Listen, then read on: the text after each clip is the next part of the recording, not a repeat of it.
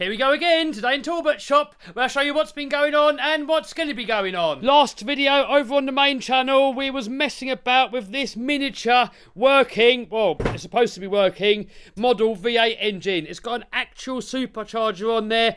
It's actually 4-stroke and it's got valves in there. Plan is to fit this engine into this infraction, make it rear-wheel drive and turn it into a V8 supercharged burnout truck. However, we had a few problems. Problem was we could not get this thing to run right. It started, it ran for a little while, then it kind of cut out.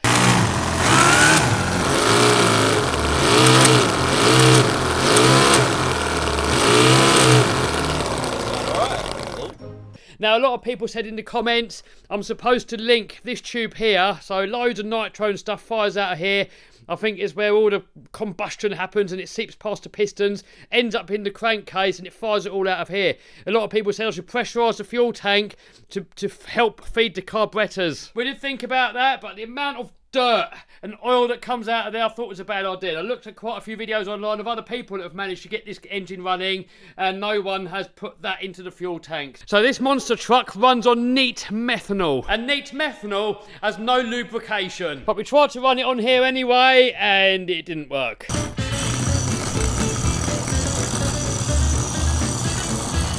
Oh no, look, it's gone really tight. I think you might have seized it up. Oh man, look at that.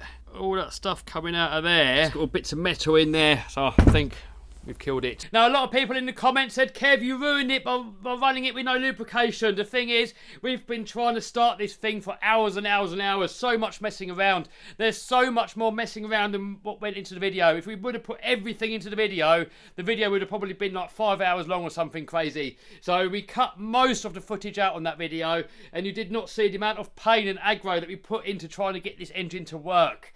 So I think it was probably already dead before we even put the methanol on it. But I think the plan is to get this sent back to the manufacturer, get them to get it running properly, and then once it's running properly, then we can go ahead and try and fit it into there. So hopefully that clears up a few of the questions and comments over on the main video. Moving over here, we got the Lossy motorbike. So this is the one that I've done a few videos on already, and this one here is a brand spanking new one. And check this out. I put a whole load of Trill aluminium upgrades on there. All this is Trill, all Trill stuff there, all here. I mean, this thing is fully decked out. It is slightly heavier, so we're going to see how that performs soon. Also, on this one here, if we look over here, I've got a 6S power system that I'm going to try and put into there. It's only supposed to run on 2S, so 6S.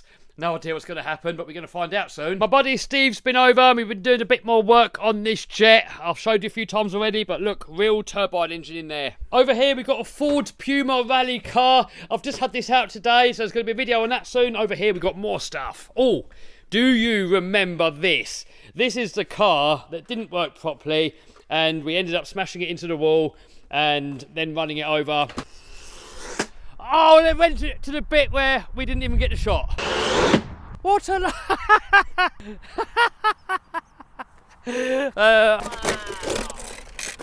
Ah! Wow.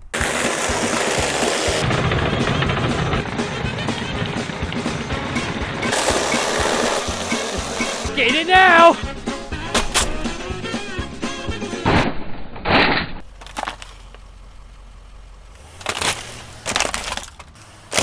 Oh my god, that video got some hate comments. But if a product really sucks, then it kind of deserves to get finished off. Problem was the gyro was going the wrong way and it wasn't really that much of an easy fix. There's going to be a video on this soon, and this is actually rebuilt again. My friend Andy rebuilt it and he is doing a video on it at the minute because he turned the 2 crashed ones into 1 good one, and the rule was no spare parts allowed. So the only thing he's allowed to use is hot glue, screws, tape, and that's it, no spare parts allowed. If you want to see the rebuild of that car, that is over on Andy's channel. I'm going to put a link to Andy's channel down below in the description box. Underneath it, we have a Tamiya Blitzer Beetle. This is a car that I really wanted when I was a kid. Now I've finally got one, and I think we're going to build it live on this channel. Also, under here, we've got an Avanti Black Edition, so I think we're going to build that live too. I built the Tamiya truck up there live, and it was actually a really popular video. A lot of you guys guys liked it. So if there's any other Tamiya builds that you want me to build, let me know in the comments down below. Armour Big Rock 6S. I had this one out today and we've done some speed runs on it, and next is going to be a durability test. Here I've just put together another Big Rock. This one here, brand spanking new, never ran, and if you look at it inside, look, I've given it all the M2C treatment. We've got the M2C chassis, all the M2C other parts, chassis braces, perfect pass servo, hinge pin braces down there, look. I've just done a live stream of the whole entire build, so if you want to see the replay to that, I'm going to put a link to that video down below. And also you can win this car in a competition that I've set up, and the winner of the competition can choose between this car here or the red one, which is also eventually going to get the upgrades on it. So if you want a chance of winning one of these cars, there's going to be a link to that down below in the description. Finally got myself a TRX4 Sport because all you guys kept telling me to get one. So we got a Land Rover one and we got a High Lux or High Lift, whatever it's called. And over here, I want to compare it to this Banggood Special, which is apparently officially licensed by Land Rover. Here I've got a few mini rally cars, and here we got the brand new Mini Lossy Brushless. Over here we got an RC Barbie car, which is obviously toy grade and not going to be that entertaining. However, I want to make it good. A few people suggested in a live stream make it nitro. I kind of thought maybe turn it into a burnout car. What do you guys reckon? But we've got to keep the space in there for the Barbies to go. So whatever we do with it, the Barbies still have to be able to fit in there. So if you've got any ideas, comment down below. Here I've got a Cybertruck, also toy grade, and we've got to try and make it good. Down there we've got an Armour Limitless, and this is going to get turned into a Formula 1 car. Got an X-Max over here that broke in half, so if you haven't seen that video, that is over on the main channel. Now this one here is going to go 12S. Complete overkill, but so many of you guys bugged me in the comments saying, Kev, when are you going to do 12S X-Max? So finally, I'm going to do it. Here's another video I've got to do soon. Probably going to wait for the summer when the weather's a bit nicer. Formula 1 car. I've done a nitro Formula 1 car before.